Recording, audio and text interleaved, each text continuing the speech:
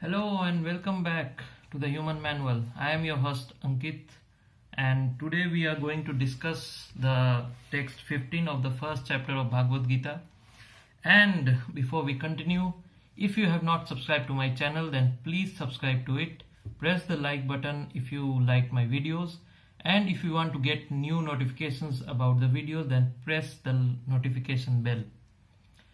And last but not the least, before we shall continue, we shall pray. Om Agyantimirandasya Gyananjana Salakaya Chaksasurunmilitam Yena Tasmai Sri Gurave Namaha. So we will continue from the text 15 of the first chapter of Bhagavad Gita. Text 15. Panchajanyam Rishikeso Devadattam Dhananjaya Pondaram Dadmau Mahasankham Bhima Karma Vrikodara. Lord Krishna blew his conch shell called Panchajanya. The conch shell is also known as the Sankh. Or in Hindi we say Sankhnad. The blowing of the conch shell is also known as Sankhnad, as we say in Hindi. So Lord Krishna blew his conch shell called Panchajanya, Arjuna blew his, the Devadatta, and Bhima, the voracious eater and performer of the Herculean tasks, blew his terrific conch shell called Pondara. Purport. Lord Krishna is referred to as Rishikesa in this verse because he is the owner of all senses. Panchajanyam Rishikeso. So here Lord Krishna is referred to as Rishikesh because he is the controller of all senses. He directs all the senses. He is the owner of all senses. The living entities are part and parcel of him, and therefore the senses of the living entities are also part and parcel of his senses. The living entities are part and parcel of him, of Krishna, as well as therefore the senses of the living entities are also the part and parcel of Krishna's senses. The impersonalists cannot account for the senses of the living entities, and therefore they are always anxious to describe all living entities as senseless or impersonal.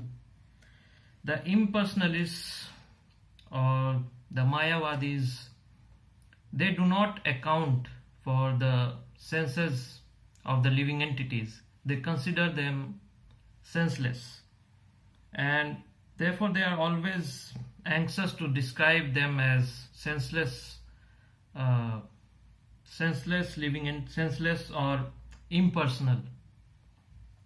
The Lord or Krishna, who is situated in the hearts of all living entities, directs their senses, but he directs in terms of the surrender of the living entity, and in the case of a pure devotee, he directly controls the senses.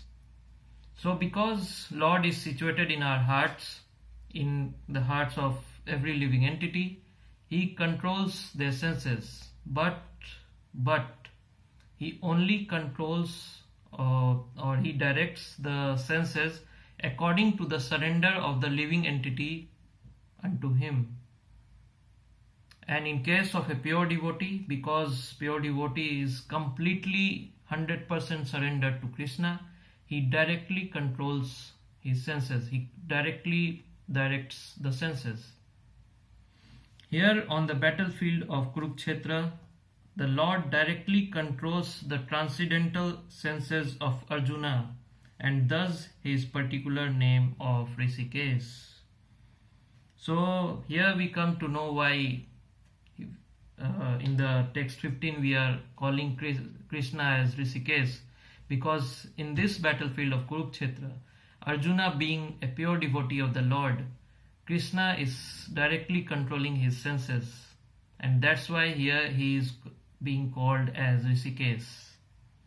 The Lord has different names according to his different activities. For example, his name is Madhusudan because he killed the demon of the name Madhu. His name is Govinda because he gives pleasure to the cows and to the senses.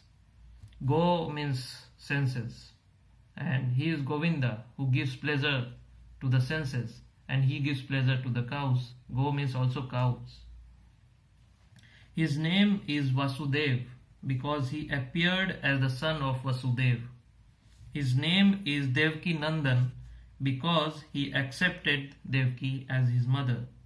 His name is Yasoda Nandan because he awarded his childhood pastimes to Yasoda at Vrindavan. His name is Parthasarthi because he worked as a charioteer of his dear friend Arjuna. Similarly, his name is Rishikesh because he gave direction to Arjuna on the battlefield of Kurukshetra. Arjuna here is referred to as Dhananjaya, Devadattam Dhananjaya, as mentioned in the text 15. Panchajanyam Rishikesho Devadattam Dhananjaya. Here Dhananjaya is being referred to Arjuna. We will come to know why he is being referred to as Dhananjaya. Arjuna is referred to as Dhananjaya in this verse because he helped his elder brother in fetching wealth when it was required by the king to make expenditures for different sacrifices. So here we come to know why he was being called as Dhananjaya, because he helped his elder brother in fetching wealth when it was required by the king to make expenditures for different sacrifices. Similarly, Bhima is here referred as Rikodara. So why? The reason is, similarly, Bhima is known as Rikodara because he could eat as voraciously as he could perform Herculean tasks, such as killing the demon Hidimba. So that's the reason why Bhima is here known as Rikodara. So the particular types of conchell blown by different personalities on the side of Pandavas, beginning with the lords, were all very encouraging to the fighting soldiers. On the other side, there were no such credits, nor the presence of Lord Krishna, the Supreme Director, nor that of Goddess of Fortune. So they were predestined. The Kauravas were predestined to lose the battle, and that was the message announced by the sounds of the conschells. So just by the blowing of the conschells, they announced, anyways, we are going to win. The Kauravas are going to lose the battle. So that's it from my side. I hope you like this video. If you like this video, then press the like button and please subscribe to my channel.